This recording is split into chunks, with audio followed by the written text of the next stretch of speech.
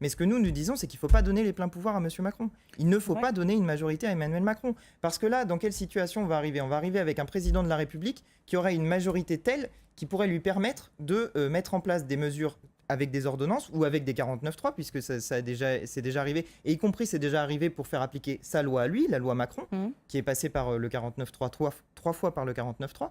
Et donc, il ne faut pas donner la majorité à Emmanuel Macron et lui donner les pleins pouvoirs pour lui permettre de détruire le Code du travail, parce que c'est ça qu'il a dans la tête. Ouais, voilà, mais donc ça veut dire que si jamais il emporte ces élections législatives... Pour revenir sur son élection à lui, toutes les données, toutes les analyses, toutes les enquêtes électorales qui ont été faites ont montré que le vote Emmanuel Macron n'était pas principalement un vote d'adhésion. Sur le premier tour, Emmanuel Macron a reçu 8 millions de voix. Il n'y a que 5 millions de personnes qui ont fait un vote d'adhésion pour Emmanuel Macron. C'est moins que pour Jean-Luc Mélenchon qui en avait 6 millions sur ses 7 millions.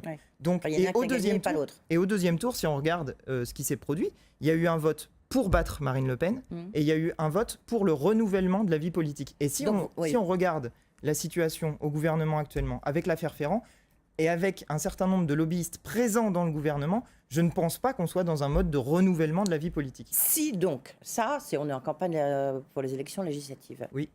À supposer qu'il remporte cette majorité absolue, qui fera effectivement beaucoup de pouvoir dans les mains d'un seul homme, est-ce que, à ce moment-là, vous direz, ça veut dire que les Français, ils sont pour qu'on réforme le Code du travail ?